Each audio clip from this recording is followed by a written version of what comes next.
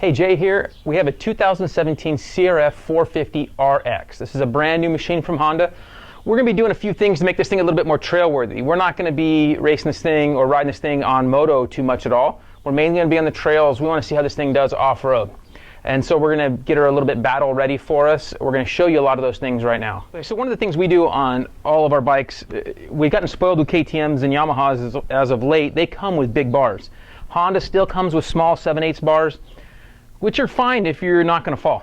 Now, riding this thing off-road, we're probably going to fall, unfortunately. So, and setting these things up with some fat bars or, some Renthal twin walls or fat bars, I've been liking more off-road the fat bars, Pro Taper style bar. So we're going to swap these out.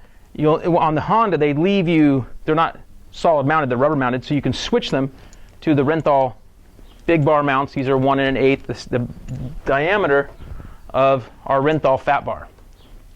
So that's what we're going to put on here right now. So it's a really simple deal. We're not going to show you every step here, but you loosen down here. It's a 17mm nut and washer. So you pull those two off. You do that on both sides, and then that'll help us pull up. We've already disconnected our clutch because we're going to put a works connection clutch on there.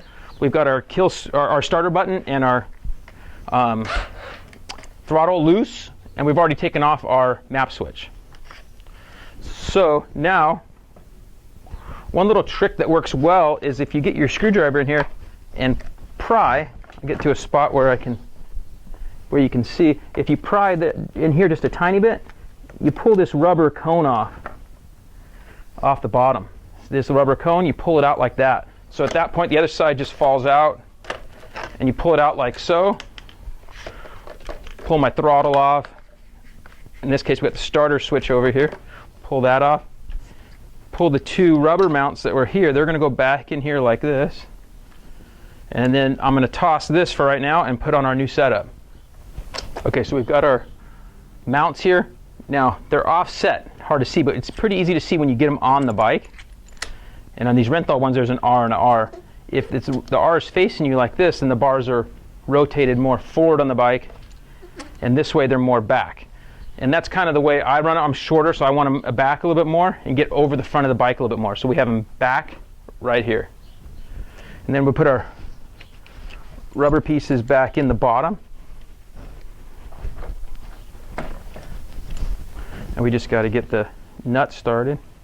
And I think it's a 19 when you put them back together. Yeah, on the Renthal one,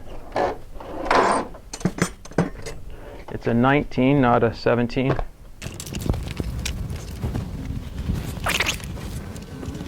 Okay, I probably could have moved the number plate, get it out of my way, but it's fine. So anyway, I set the bars on here. I'm not tight yet on the bottom of these. I just put the bars in here to hold it straight. Makes it much easier to tighten down. You can put a little grease on these. You obviously don't want to put any Loctite.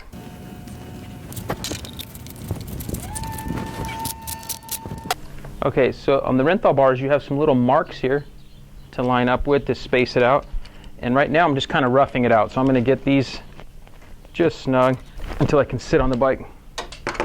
Now I'm going to tighten the 19 below. With the rubber mounts, you can over-tighten these pretty easily. So you just want to get about 3 threads. I think there's 3 or 4 threads sticking out the bottom. It's usually our measuring stick. So you're collapsing that rubber down, and if you over-tighten it, obviously you're going to squish it more than you'd like. I got about 3 threads sticking out there.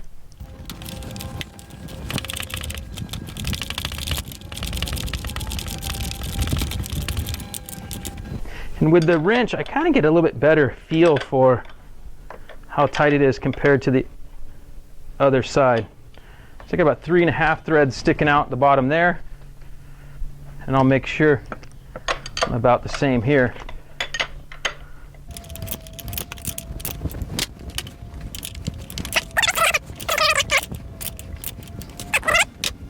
Now the next step I like to do is set the bars. So I like to set the bars now, so I set on the bike. Can get those set. I can center them with those little lines. Get them to a good feel. Now I can hop off here and check the gap in the front and the back to make sure we're around the same. We're going to go good and tight there. Now we're going to end up putting handguards in this bike, so we're going to end up actually moving these off. So, but I was going to show you how to set this up with the big bar mounts.